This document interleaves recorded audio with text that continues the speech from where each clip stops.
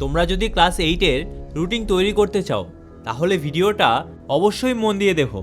এই রুটিনটা তৈরি করার জন্য সবার আগে এইটা খুঁজে বার করো যে দিনের কোন সময় থেকে কোন সময় তোমরা ফাঁকা আছো, সেটাই একটা জায়গায় তোমরা নোট করে নাও।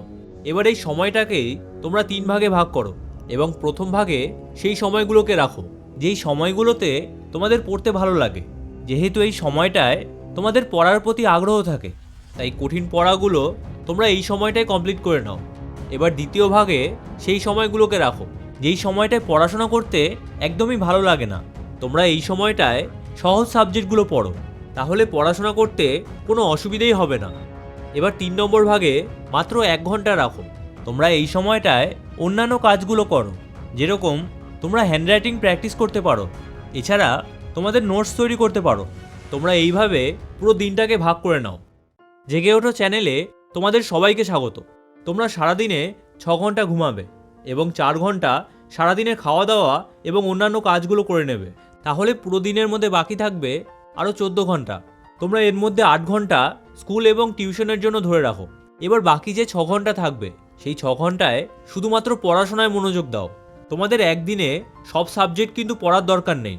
তোমরা চেষ্টা করো ম্যাক্সিমাম 3টে সাবজেক্ট পড়ার। এছাড়া সারাদিনে যা যা পড়বে তা দিনের শেষে একবার রিভাইজ করে নাও।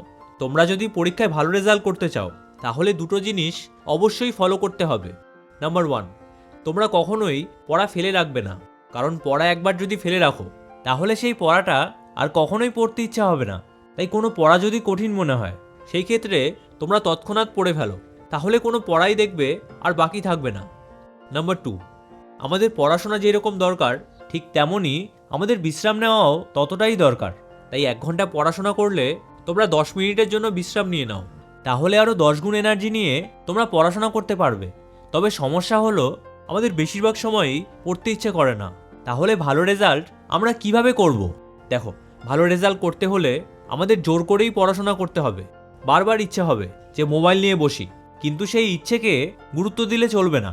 তোমাদের যদি বড় কোনো লক্ষ্য থাকে তাহলে কখনোই দেখবে সময় নষ্ট করতে ইচ্ছা হবে না। তাই ভালো রেজাল্ট করার জন্য অবশ্যই বড় লক্ষ্য তৈরি করো।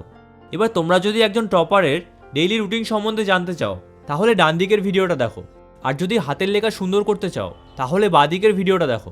তাহলে তোমাদের সাথে ওই ভিডিওতেই দেখা হচ্ছে। ভিডিওটা ভালো লাগলে চ্যানেলটা অবশ্যই সাবস্ক্রাইব করো।